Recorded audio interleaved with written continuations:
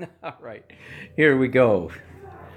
Hey, friends, thanks for watching. So, if you want to see me start this painting, go back to yesterday, Daily Art Adventure 222. And let me raise this up a little bit. I'm doing a portrait of a wedding that I was not at. So, there you go. There's the photograph. And I have printed out several other image copies of it. One is a 1-to-1 ratio of it. And this is all acrylic underpainting. I did that yesterday. Again, you can go and look at it yesterday.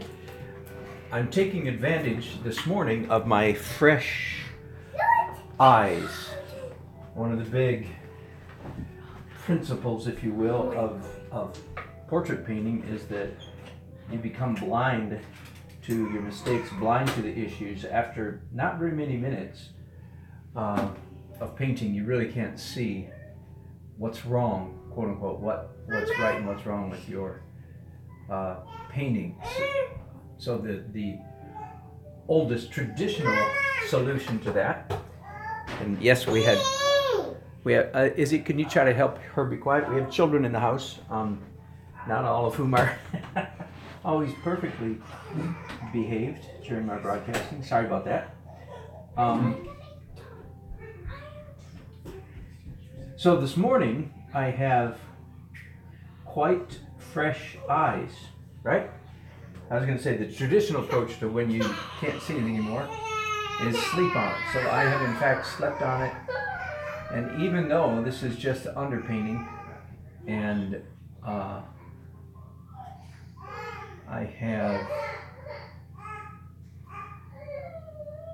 a whole layer to do in oils, there's some little things I can touch up really quickly in acrylic. So just carving off. Can I zoom in here a little bit? Oh yeah, you guys can't even see what I'm doing, can you? Again, so there's the photograph.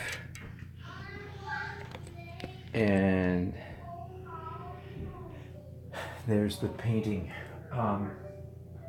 I've got a pretty good likeness on both the bride and the groom. Pretty good. Good enough for underpainting is the way I feel. I'm within shouting distance.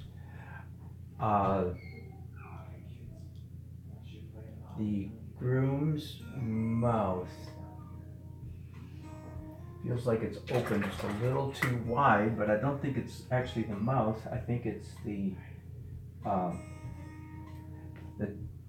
bottom of his lip is too low in this painting. So we're talking here like, 64th of an inch kind of stuff. Really, really subtle changes. So let me raise that up a little bit and see if that looks a little better. Look at this death control grip, would you? I explained yesterday that one of the things I hope to do is if I can get my essential drawing really nailed down in the acrylic stage, then I can be a little bit looser in the oil stage and retain a little bit more energetic brush strokes, which I would certainly like to do.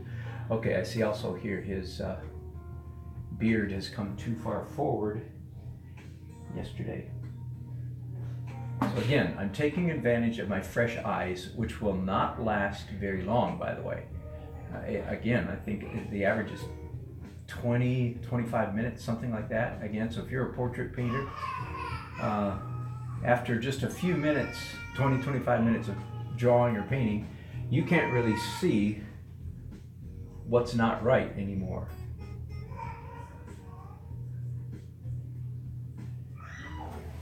I've taught this several times here on YouTube and in person. I have a solution for what I call portrait blindness. It's very simple. And the solution is do more than one portrait at a time.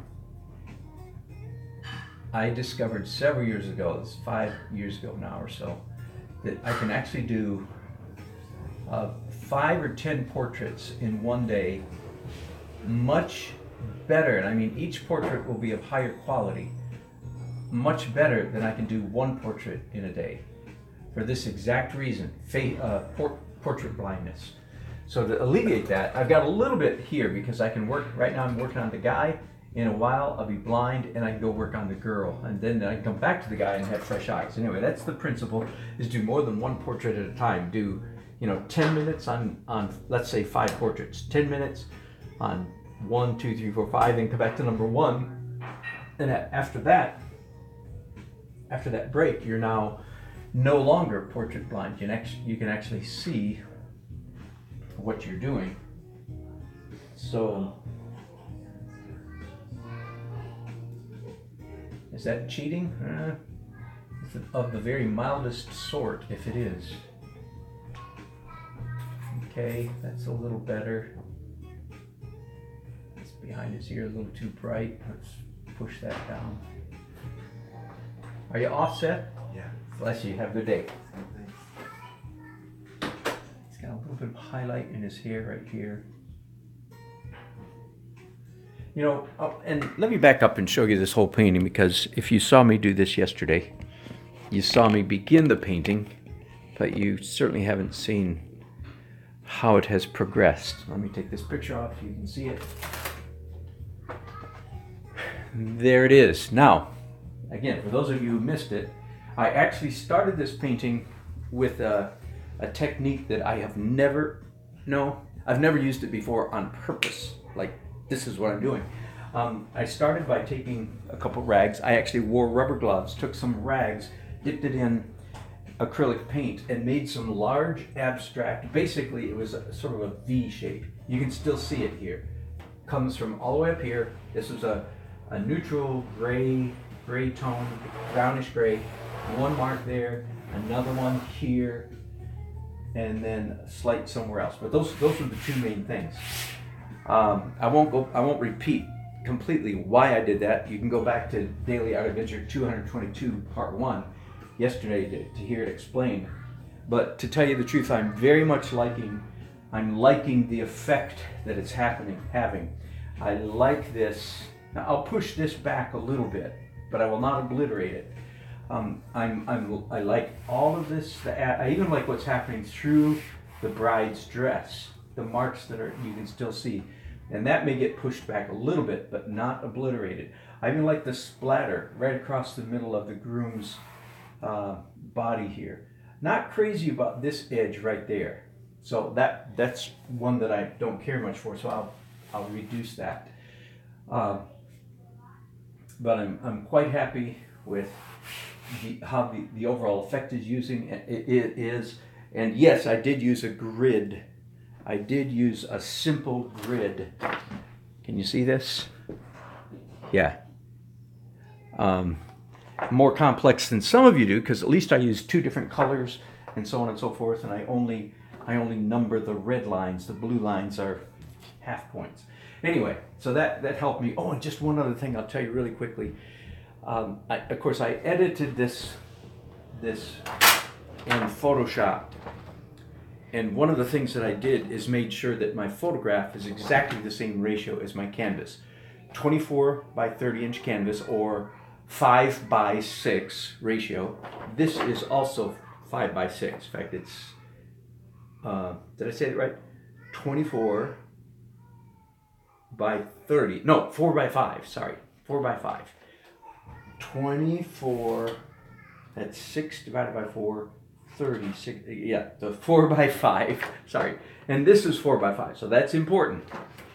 But I was going to mention one other thing that I did. When I took this photograph in Photoshop, I stretched it just about maybe 3, 4, 5%. I don't know. I wasn't going by percentage, but so I elongated these people just a little bit. They're already beautiful. They were already beautiful. And I'm not going to tell my client that I've stretched them out.